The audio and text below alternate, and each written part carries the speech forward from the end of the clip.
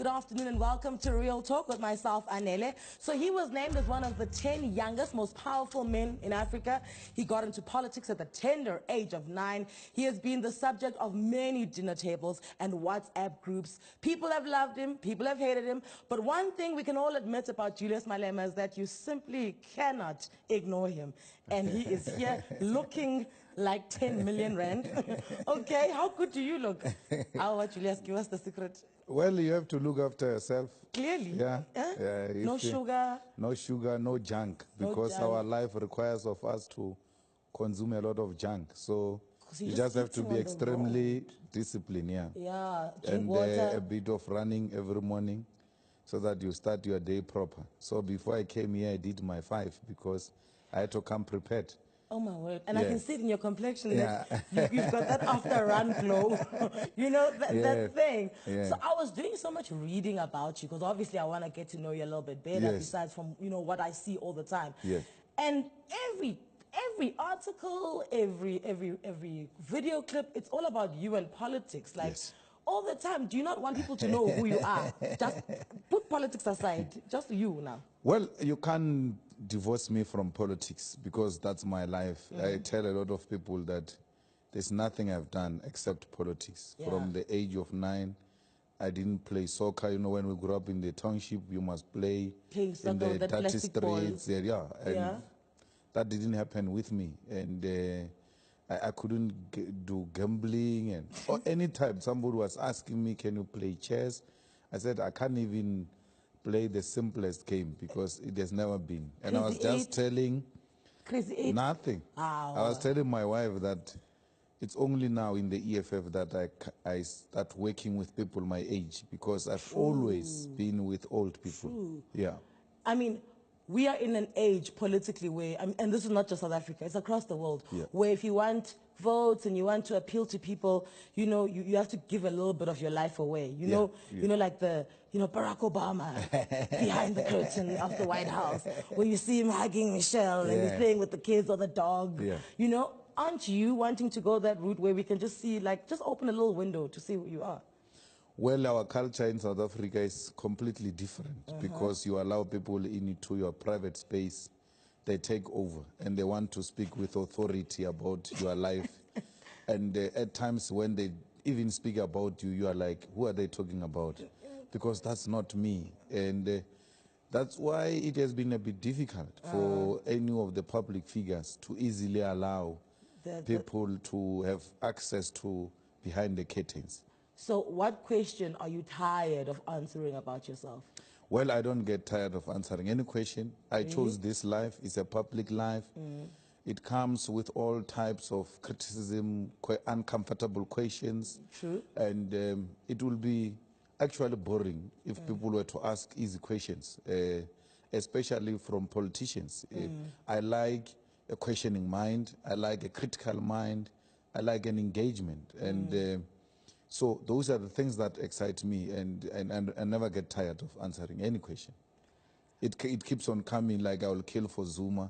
I've been explaining it forever, and I regret why I made that statement. Just like, guys. It looks like it will follow me to my grave. I guess that's what's going to be on your gravestone. Here lies Honorable Member Julius Malema, the one that said he will kill for Zuma. You see? So, let's go back to when you were 9. Okay, so you say you were in politics when you were 9. I understand that you were, your first job when you were 9 years old was to take down posters. No. We were Mashupatsela. What does that mean? There was some form of an organization for children of the ANC. So it was called Masupatsela of Walter Sisulu. Oh, wow. Yes, so we were taught to sing songs. We were taught to do poems, and there will be a little bit of political talk, which is easily simplified. Like, you see where you stay, there's no electricity, there's no water, sometimes you sleep hungry. It's because of white people. And when white people are defeated, you're going to then have all these things. Don't worry. So you now appreciate that my problem is caused by these people. And then you grow up with that understanding that they must be defeated. At all times. Yeah, and then as we gradually grow, The first task was to supply the tires to the protesters. The tires that You used then to barricade the road. So what they do, when the protesters come behind us, we advance. Because we are kids and we're pushing tires, police won't suspect. They won't suspect anything because you're just playing around. Yeah, we're playing with the tires. How only tactical. To find that, no, we are being deployed. Then where we are assigned to drop those tires, we're going to drop them and then run. Yeah. Then the protesters will find those tires there, ban them, barricade the road. And, you know, the instruction was such that after dropping, you must go home. But, you know, we won't go home. You want to stay there. You want to see the action. Yeah, what's happening. Yeah. Yes, yeah. So, and then 1993, I was assigned a bus. You know, voting stations were in police stations or popular or schools places. Or churches, yeah. And the biggest was police station in Sishiu, where I come from. So I was given a bus. This bus was collecting elderly people. And then I had a sticker of the ANC. When elderly people enter the bus, the sticker, you know, appeared the way the ANC is going to appear on the ballot. To train the eye. Yeah, so we say to them, this is what you must look for. Because obviously all people have got terrible eyes as well. Yeah. I mean, they'll go there and then they'll be like... they get scared, you know. And also because no one really knew what Mandela looked like. Yeah, no one knew, but they were voting for the first time as well. So it was part of last-minute voter education. So we couldn't vote, we were young, but we had to play a role of teaching these people in 1994. 1994, before 27 April, part of our assignment was to remove the posters. And the National Party posters were put at strategic places, either on top of an Apollo, so that when you go up, people can see you, or at the gates of police station and all that. Yes, so we had to go to a police station to remove posters, and it was bad because we had to go back with those posters as a proof that we have executed the task. So your grandmother, is she not shouting at you for everyone doesn't want. My mother, everyone, I mean, they all think about it. But you don't talk. You don't talk. You say, I'm just going to go play soccer with my friends. I'm just a naughty person. Exactly. When the reason we didn't play soccer, when they go to the soccer, we go with them. And then we take a detour. Detour? Yes, to go into some form of training and all that. So what's the most important lesson you've learned from your grandmother? Because, I mean, she's fearless. You know, when I was at school, we used to cause strikes as a leader of COSAS and all that. And they once called parents, once went on a strike for 6 months without school. And then they called parents and they said, now Malema is the problem here. And throughout the meeting, she agreed with them. And now she had to sign. And I was like, hey, I thought I called a fighting force here who's going to defend me. I thought I called backup. You know, she's just selling me out. And then they said to her she must sign that I must be released from school. And she said, no. I thought we were calling a child to order. I thought we're helping him so that he can become a better parents person. And all that. Now I must sign. I'm not going to do that. If you want to expel him, you'll do it on your own, not with my assistance. I agreed with you throughout. Because children from time to time must be called to order. But the school had more than 1,000 kids. And then she couldn't believe that it's only my child who can control all these 1,000 people, only him. It's not possible. Therefore, I'm not signing. And that's where the character came out. But my mother would have let them dismiss me. Sign, this one is useless. Look for another school. Yeah. Okay, I'm going to take a quick egg break, but what I can see here is it's not new for you to be expelled from places. You're just like, dalang sas. So we see the man in many lights. After the break, I want to know how Julius sees himself. Stay with us.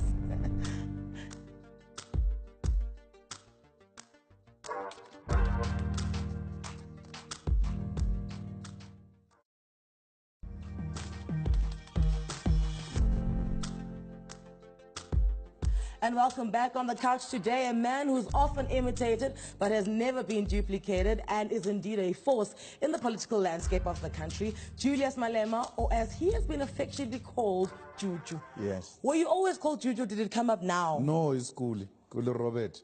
Oh, she wrote an article in the Sunday World, and then the headline was Juju Babe. And then that thing followed me. Oh, Yes, OMG. yeah. So, just back to something I was asking you, do you find it difficult to apologize? No, not at all. You are quick to say, Well, if I offend, Yeah. I quickly appreciate, because we come from a political side where we are very robust Yeah, and sometimes yeah. insensitive. Yeah. And you just express yourself like that. Oh, and then you realize later, I'm dealing with a fragile arrangement here. Yeah. I should have come I should in have said. differently. Yeah, I shouldn't have been aggressive like that. I could have delivered the same point, but differently. But differently. And, yeah, and we make a lot of mistakes like that. Do you remember the last time you had to apologize to someone? Well, I apologize all the time in my house.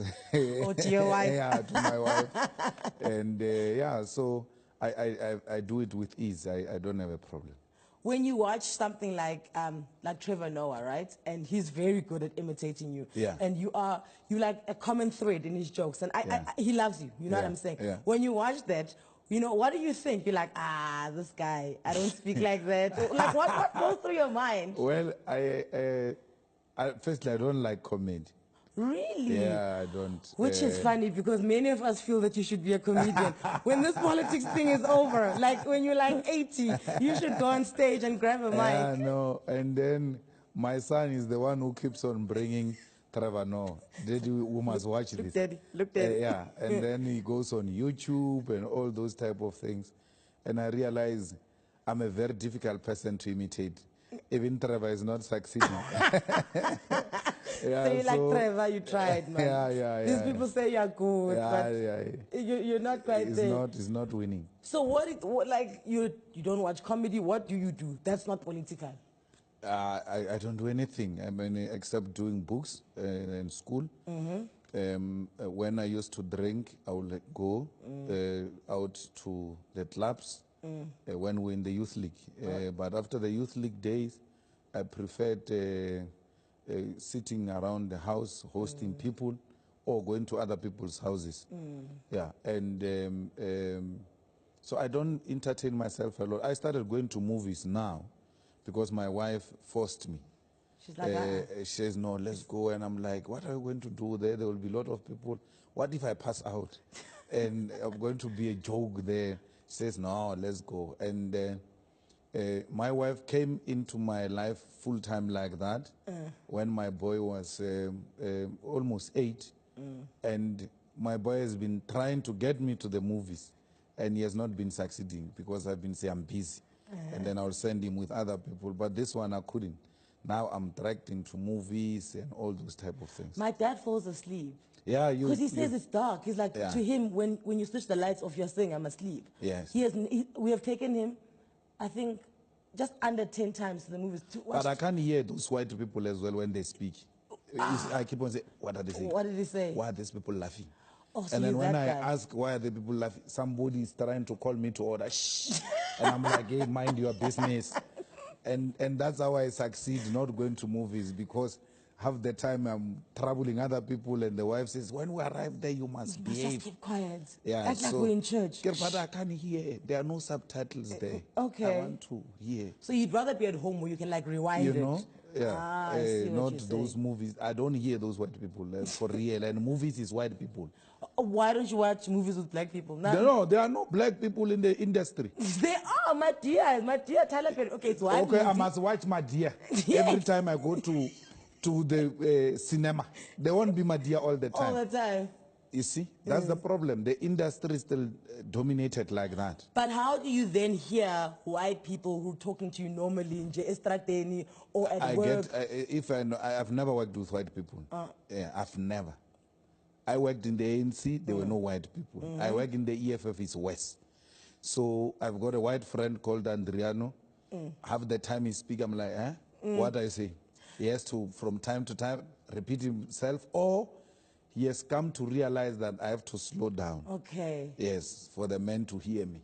Do you know what's funny? And that's the problem. The reason I don't hear them, I didn't go to school with white people. So I've never socialized with white people. I've never worked with them. I don't have anything. Somebody says to me, you hate white people. I say, it's not person. They've never done anything to me. I've never come across them. I've just never worked with them. Yeah, so But they speak differently, so I don't hear properly. Do you know what you like now? And you know, Floyd Shibambo confirmed that when he went to vets for the first time, he met a white person there for the first time. For the first time ever. And this white person was teaching him. He couldn't hear a thing. This person speaks differently and speaks very fast. I can't hear. I hear what you're saying, because Yeah. we moved from the Eastern Cape as a family to, Yeah. and it was Transkei then, because this was in 1990, right? Yes. And everything changed over in 1994. So the first time, the only white person I knew was Brooke Logan on The Bold and the Beautiful. Yeah. So, and I thought it was very far-fetched, you know, I was like, oh, those white people that live over there. Yeah. Then when we moved here, we were like, yo, I walked into my school, I was like, oh my word, Yes. I'm in a school full of Brooke Logans. Yes. And I didn't speak the language. Yes. But when you listen for a long time, you come to grasp it. Absolutely. And you've been listening to it for a long time, so I'm pretty sure you can grasp Listening it now. to it where? When white people are speaking to you, when you're debating with white people in parliament, when the journalist is talking you know, to the you. first time I worked with white people is that parliament. Because the DA here and then us this side. So that is the closest I've been to working with white, and I listen to them for that time, and that's it. I don't see them anywhere. And on TV is the news. And then it's done. And then Perfect Wedding. If your sister is lucky that Saturday. I'll let her know. I'll let her know. Yeah, and there are no white people in the Perfect Wedding. As well. Yeah, Muvango. There are no white people. Generation, there are no white people. So I never come across them. I think that's going to change for you, because I mean, you're entering a realm where you are climbing the ranks of power. Therefore, you're going to be talking to them a lot more. Absolutely, maybe it will improve. It will. My understanding of their culture and start to hear them. Yeah. Okay, so whose call do you always take? Because I mean, I know you guys, your phone's ringing, you're like, don't answer it. But you first look, ne? You're like, no, don't take it. No, my wife's phone, you can't miss it. Is she the one that? Yeah, even if I put do not disturb on the phone, I take her to the favorite so that she can come in through, because you know you miss that one, there's going to be trouble at home. When you do finally and get you home. don't want Baghdad at home. You know, at home it must be peaceful. You're just like, you know what, I'm willing to go to war everywhere else. I mean, I can't be fighting with Zuma there and then have another Zuma in the house. So, and I think the other one at the house is a lot more lethal than this one. He's going to win this one. This is how you can tell President, I know you think you're dangerous, but yay. You know, Zuma, I fight with him during the day and then I go home. There, I can be waking up at 2 in the morning. Hey, just tell me, why were you not answering my phone? 2 in early hours of the morning, you are sleeping. You have to wake up and say, no, man, I'm sleeping. Hey, I'm talking to you. And there's nothing you can do. Kuluma Manj. So I would assume then that, you know, if I asked you who makes you a better person, you'd say your wife. Absolutely.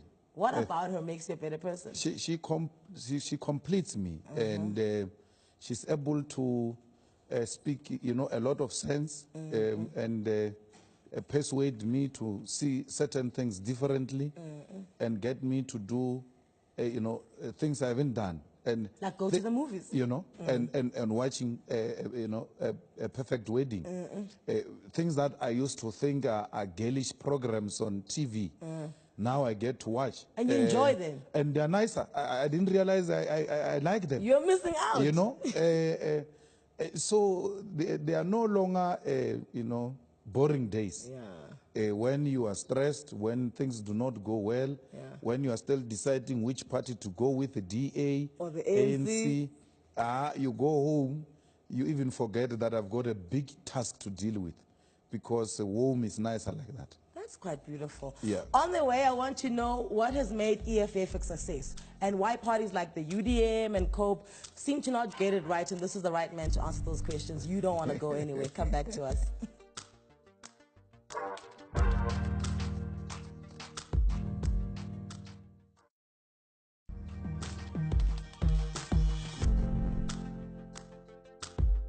If you've just joined us, you are in time for another window into the man that has caused more waves than the moon in South Africa. Would you say there are similarities between you and General Bantu Holomisa? Yes, we're both expelled. in the ANC. Yeah. But what is different is I was not expelled under Mandela's ANC. Yo. You know, and generally That's he when carries you know. that cloud with himself. It's like when So I mean, I'm expelled by the Zuma ANC, so yeah, no, I'm fine. you like you It's fine. okay. Because also like it was quite difficult, I assume, to get Dadu Nelson to that point where he was like this. He was angry. He was like, you know what I'm saying? Yeah. What, in your opinion, because I mean, he's a great man, and he's a great politician. Absolutely. And he's a great leader. And I find that everyone listens to him, regardless of what happens. Yes. You know what I'm saying? You know, we've got the factions that are as is, but everyone seems to listen to him. Yes. You know, I know him personally from when I was still a child, and now you know him. What would you say makes him such a great leader? Well, generally, he's so humble and easy to speak to, and always readily available to offer an advice. I mean, our entering into Parliament, we had no idea. We have never been to Parliament. We relied on him. Our finance person had to sit with the UDM person on the do's and don'ts. And when we go aggressive in Parliament and all that, the general will send a note that, hey, if you don't want to be dealt with differently, pull back, and because he may not know what is the EFF strategy, so he doesn't want us to get into trouble. Only to find that trouble is what we're looking for, but the general doesn't know. Like, He is allowed to speak in the EFF meetings. We call him our rallies and all that, because his success is our success. We think he's genuinely, you know, seeking to find solution to the problems confronting South Africa. And that's why we have no problem giving platforms in our rallies, in our meetings. We have no problem speaking to him and taking advice. When we're doing the negotiation for coalition, we're actually speaking for UDM without his mandate. We said we don't want position, we don't, but you'll have to give parties like UDM something in the whole type of an arrangement, including in the Nelson Mandela. So would you say that the reason his party hasn't progressed to the levels where the EFF has progressed to is because he didn't have a team around him? Because I find that you've got a team around you. He's a military man. He will never succeed. It's command and control. So it's a general. And generals do not operate out of a collective.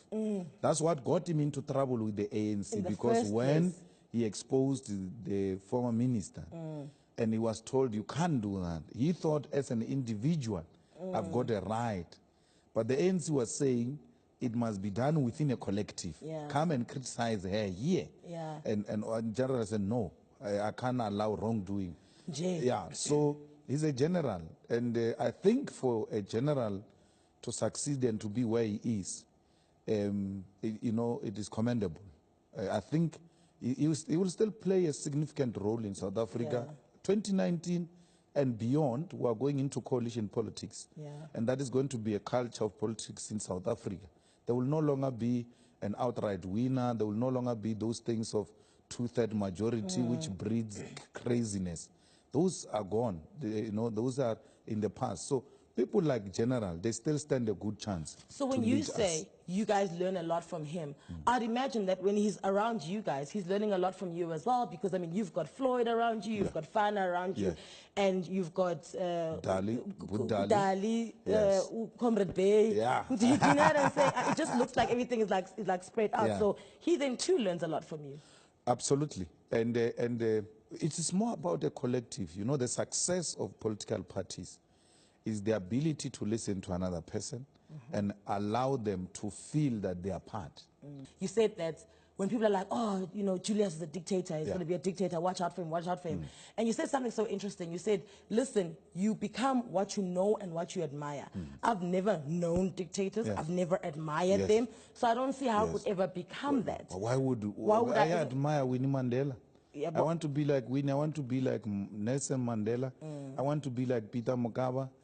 I want to be like Biko and liberate the mind of African people. And all of these people I mentioned are not dictators, not even Chavez, not even Fidel. So it is absolutely wrong. I mean, where would I have learned dictatorship from? I don't have such ambitions. You see, my problem is work ethics. When it comes to that, I don't compromise, because when you are given a task, you must perform it. And that's going to make us friends. If you don't perform the task, we can't be friends. Because I can't say I've got 4 soldiers, but in reality I've got 3. Because I plan according to 4. And that's why the other 3 is going to be defeated. Because the plan includes the 4th one. But the 4th one is not there. He's here for alcohol. He's not here for the cause. He's here for personal glory. So work is what must be done. And we are Peter Mokaba as products. Peter From when never, you were in the youth league. Yes, Peter never compromised on the task. I asked Castle Matale after local government election, I said to him, Chief, why is Limpopo still voting for the ANC in their numbers? Because the ANC is not doing anything for those people there, but those people are still loyal. He says, we worked under Peter, where each one of us given a village to build the ANC there. And if you don't perform that task, Peter will not only hate you, he will no longer talk to you. So you can understand that that's the foundation that has been built there. I'm preaching to the choir. No one more than you understands the foundation. Absolutely. That, that has been set there, because you were there setting it. Yes, we're building this institution. And you know, Peter's people, all of them, they are hard workers. You can look at Mbalula, is Peter's boy. It doesn't, he might have his own weaknesses, social weaknesses, but when it comes to performing the task, you can think you are destroying Mbalula and give him a useless portfolio and task. But look what he's done with it. He will turn it around and make it more important than anything else. You know, because he gets that culture from Peter. When he's given a task, you must perform it to the best of your ability. To be fair, when I look at all the portfolios and I'm like, oh, if I had to pick one, I'm going with sports and recreation. You know, it just looks like it's, I don't want to say the most fun because I want to make him look frivolous, but it's the most rewarding. Yes. You know, it's the most rewarding because even back to what Ubaba Nelson Mandela said about sport in 1995, that it's the most unifying of causes that but you can the chap didn't have anything to do with sports. I lived with him. He just loved his soccer and that's it. And that's it. Ah, boom. All of a sudden, he knows everything about sports. Everything. You see? So Swimming. He's given a task. It is in his blood. That's how he was brought up. You have to perform to the best of your ability. And those are Peter's people. Castle, all of them. You can look at them and then you'll see Peter in them. And that's who we are. Peter worked with Winnie. Those are the things that he learned from the quality leadership, including President Mandela himself. I'm going to hold it there. We'll be right back. More with Julius Malema after the break.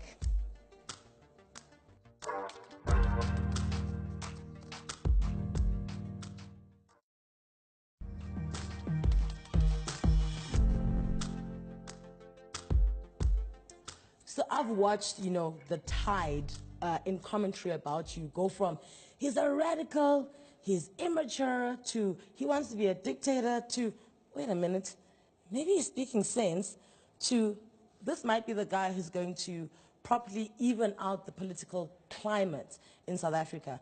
When you just look at yourself and the way you've grown and who you used to be and who you are now, would you admit that you have matured a lot? It's part of the growth. I used to say in the youth league that we are rough diamonds.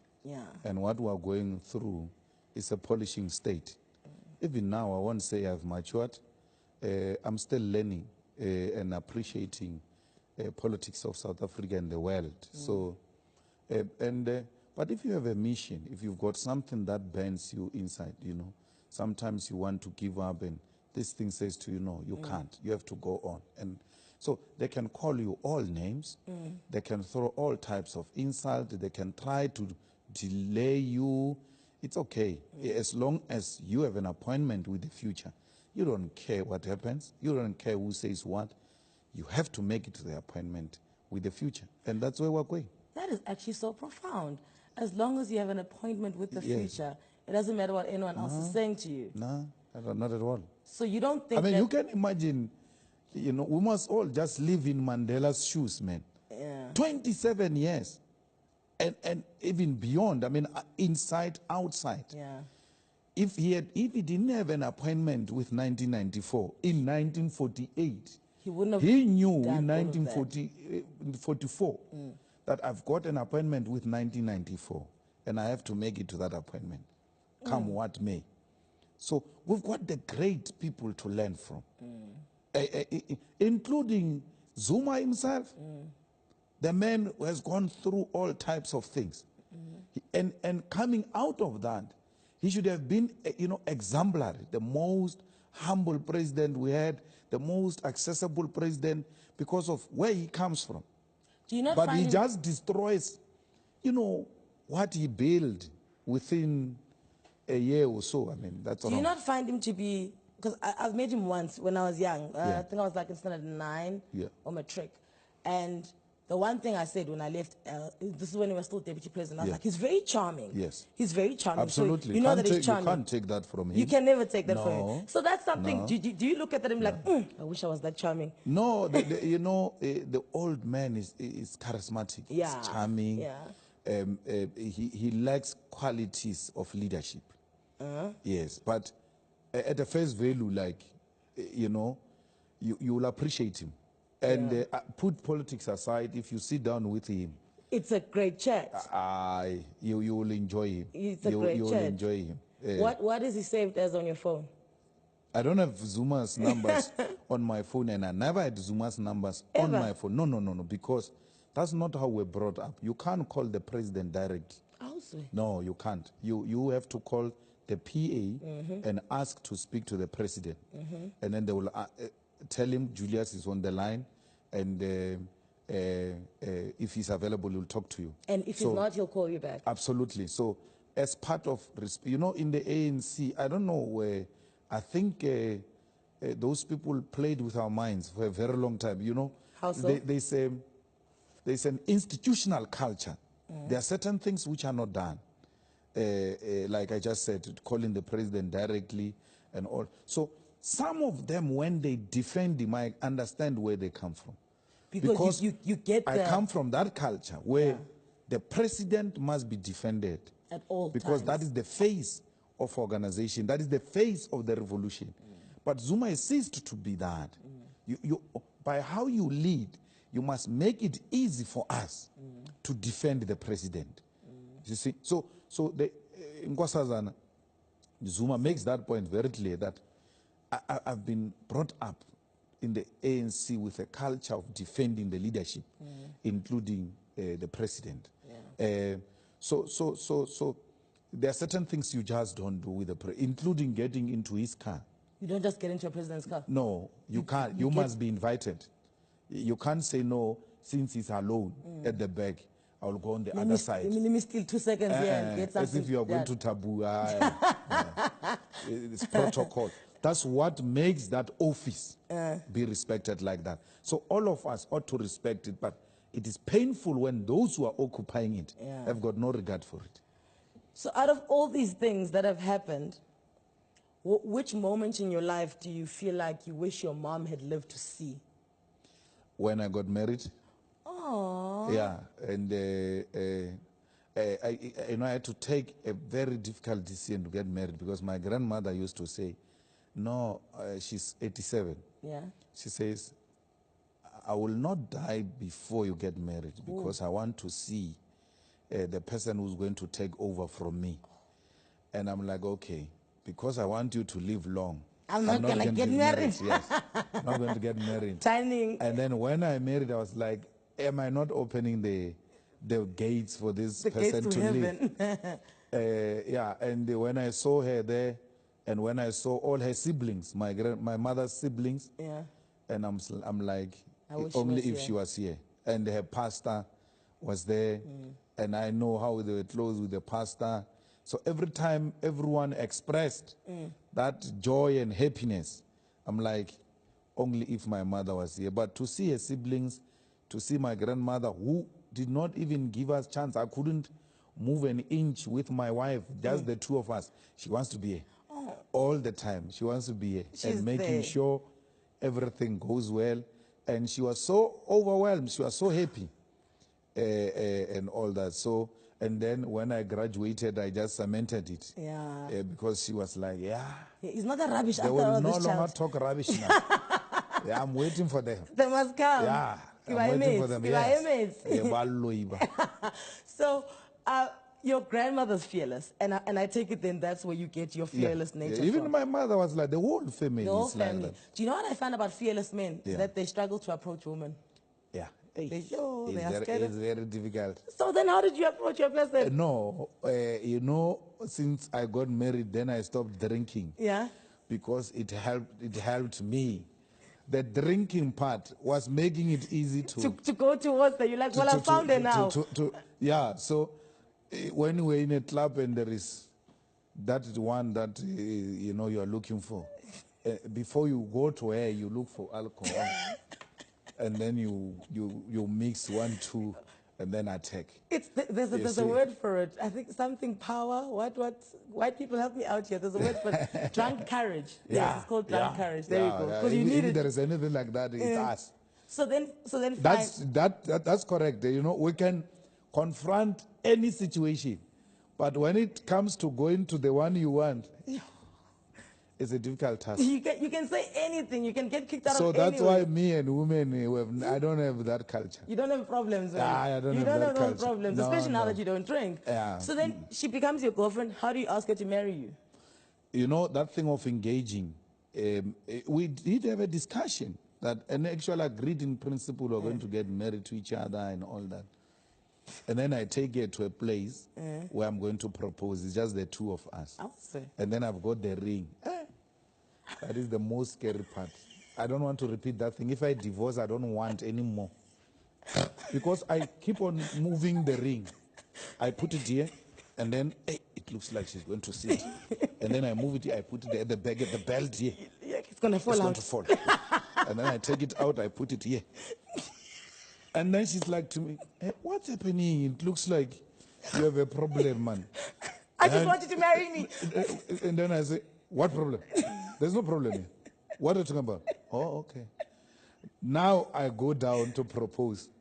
Now, then she leaves me. I'm on my knee. Now you look like you're telling I'm on my knee like, she leaves me alone. I have to come back. It's very difficult. That thing, the wedding and say, that was easy. No, irritation is the old people who want their people on the guest list. Everyone must talk. And then they want to control. And then there is that uncle you never met will be the MC. Hey, man, how does this? That is a problem we'll deal with. The engagement. The asking part. The asking part. I've tested waters. I know this person, she's agreed. But what if she says? That part, hold it there. And for the last time today, we will be back with Julius Malema. Come on. Why would you go anywhere? It's just going to get better. Come back to us.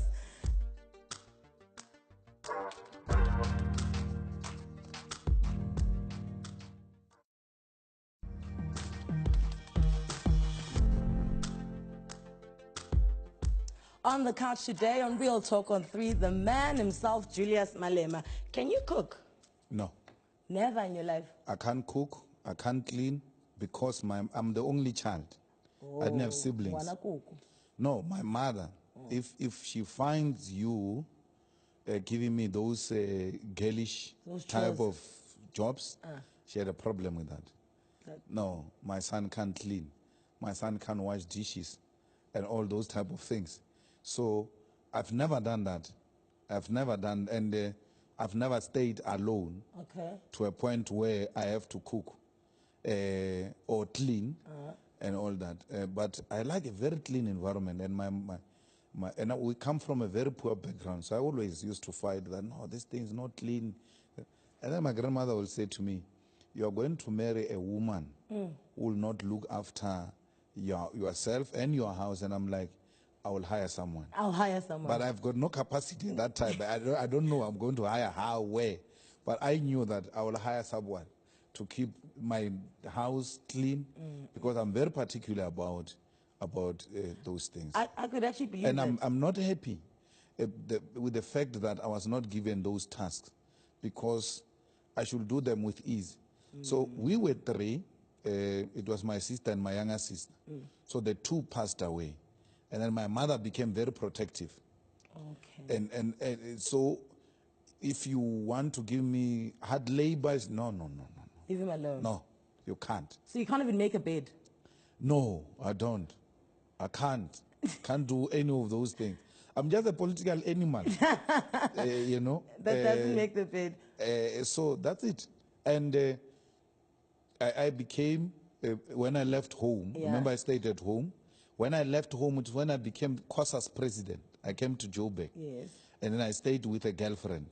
And at so that she time. did everything for you? And other comrades stayed with us. So they loved cooking and all those things.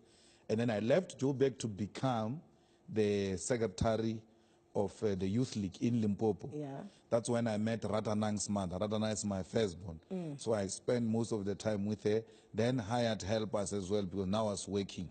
And then it has been like that throughout. Smooth sailing. Yeah, so I didn't have to do any of those things. So because of who you are and what... But Ratanang does them. I tell him... How old Ratanang now? 10. Wash dishes. That's a good time to start. Yeah, and then I do all those type of... I give him difficult tasks. And I never create an impression that things are easy. Because when you tell him, we grew up without a television at home, it's like, no, it's not possible, Daddy. Who doesn't have a TV? No, it's not possible. Yeah. And then we were sleeping on the floor. It's a joke. He laughs about it. What makes you a good father? Because I look after my son. And not only my son, I look after everyone else who depends on me. My grandmother is my daughter. So she must be looked after. She's the queen. And so the same thing I do for my child, I do for my granny. Because I believe I've got a task to make sure that she's well looked after. She tried under very difficult condition to bring us up and to make us who we are today. And we owe it to her. So what I know about having children is that they teach you something about yourself. Yeah. What has having children taught you about yourself? Well, being protective. Oh, nice. Yeah, because even if the young man misbehaves, but just the thought of someone else disciplining going hard on him, I don't want that. And I always ask, he goes to school, it's a private school with white people, I ask all the time. Oh, so at least he can listen to white people, yay. I say, these whites, how are they treating you there? Yeah. Are they troubling you? Because I hear stories of white people ill-treating black kids. In schools. I've had to intervene in situations like that. And he doesn't have those stories. Like, no, I'm fine. Is he very headstrong? Because usually headstrong people, you know, they'll give birth to like the softest and meekest of children. He's very strong. He's not the type you can just bully. Okay. And he's not the type that will keep quiet when there is a problem. And he's talkative. What does he want to become? He called me when we're debating the coalition, ANC-DA. And he said to me, we're going with the DA. You are going to look after black people. The DA might look after white people. Together? So we come together like that and we go forward. You can't go back to the ANC. You don't know what the ANC did to you. But I'm still thinking, I don't understand what you're still thinking. You know what the ANC did to you. Wow. So it is that type. Even as we get told what must happen in politics and all that. And the temptation to become a politician is there. With him? Yeah, but the temptation is everything else Dad does. So if he sees me DJing, he wants to DJ. Okay. Now when you sit down with him and say, no, man, we must look for a better paying job like engineering. I want to be an engineer. But if you had not been a politician, what? I would have been a lawyer. Really? Yeah. And I don't know why I decided I want to be a lawyer, because there was no lawyers in our community. We grew up, there was literally one or two people. There was no TV. There were no lawyers and all that. But for sure, I got information that lawyers represent people. And I thought I can represent people. That's what I do best. Yeah, I can do that job very well. Yeah, so that's what I would have been. Yeah. And sooner or later, somebody's going to come and either, you know, write a book about you, where they consult you, or like a movie about you. Everybody asked me to ask this question when I said I'm speaking to you. They want to know who is going to act as Juju. But now the thing is, you don't watch movies, so you don't know. I don't know those chaps. You don't know those Even chaps? the chap who was acting Mandela. Idris Elba. My wife keeps on saying that name. And I'm like, who's that one? No, that one of Mandela. Oh. So you don't have a person in mind? I don't have anyone in mind. Do you at least have a name of the movie then?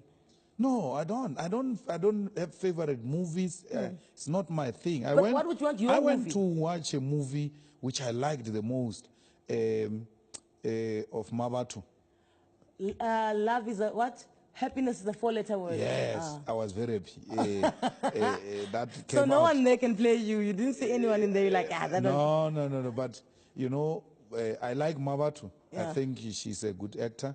From where she started in Generation, she received a lot of criticism and all that, but she came out fine. Yeah. And I think she's still going to do very well. Maybe So, Mabatu can play your wife then in the movie. yeah, I won't mind. She's a good girl with a good character, and her history is not that bad. So yeah, I can tolerate that. How many red overalls do you have? I get concerned sometimes about the washing, like, and then ironing back on your body, washing, ironing. No, in Cape Town I've got one. The problem is the size, because I've lost too much weight, so it's no longer fitting. So I have to arrange a new one. You need a belt. Yes, All yes. right. I don't have too many overalls. I put the same overall all the time when I go to Parliament, and actually, I keep it in the office. Okay. Yeah. All right, Juju, this has been so great. Thank you. You are a wonderful, wonderful person. That's what I was saying. I was like, I just want to talk to you outside of the politics. I just want to get to know you. I'm very rough in politics. You are rough in politics, but outside, you're a little gummy bear. I'm shy. You're a gummy bear. I can see it. On Twitter, he's at Julius_S_Malema. This has been such a treat. My name is Annelem Doda. We'll see you next time. Cheers.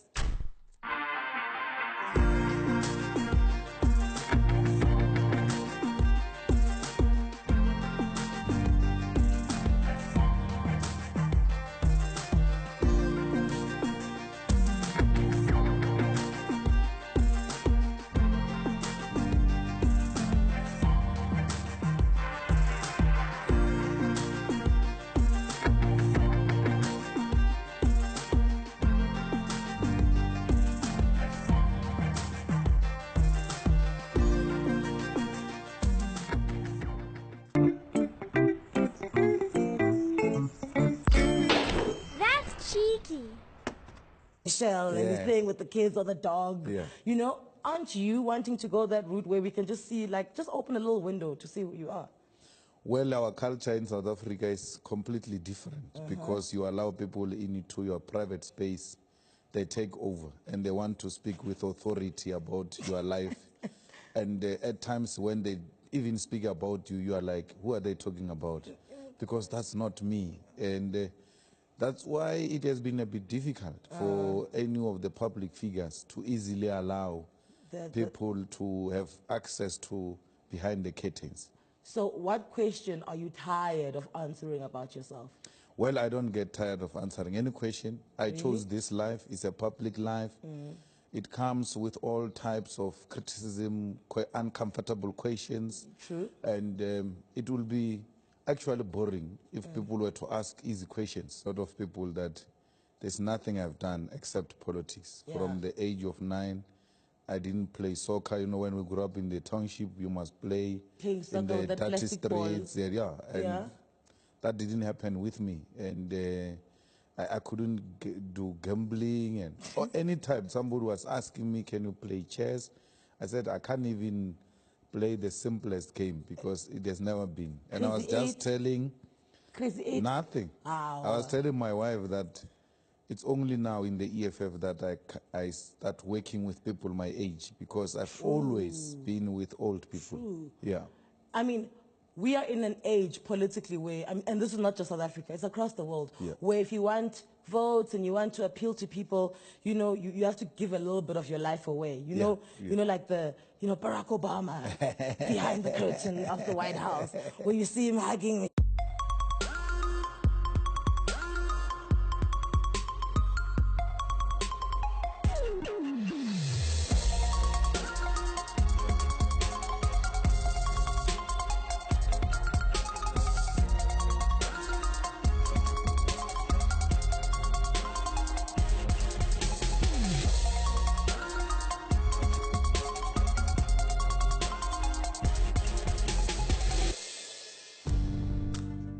good afternoon, and welcome to Real Talk with myself, Anele. So he was named as one of the 10 youngest, most powerful men in Africa. He got into politics at the tender age of 9. He has been the subject of many dinner tables and WhatsApp groups. People have loved him, people have hated him. But one thing we can all admit about Julius Malema is that you simply cannot ignore him. And he is here looking like 10 million rand. Okay. Especially from politicians. I like a questioning mind, I like a critical mind, I like an engagement. And so those are the things that excite me, and I never get tired of answering any question.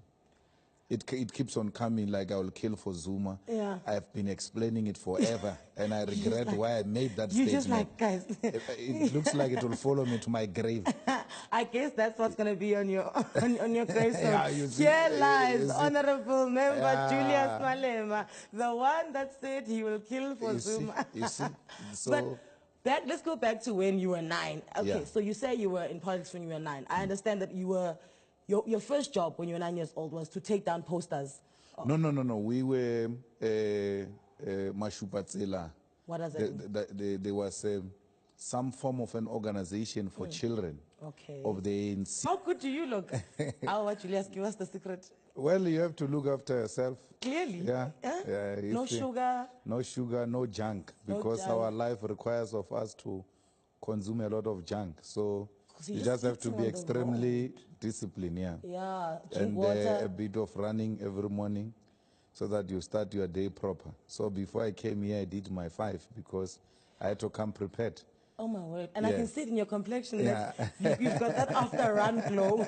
You know, that thing. Yeah. So I was doing so much reading about you because obviously I want to get to know you a little bit better besides from, what I see all the time. Yes.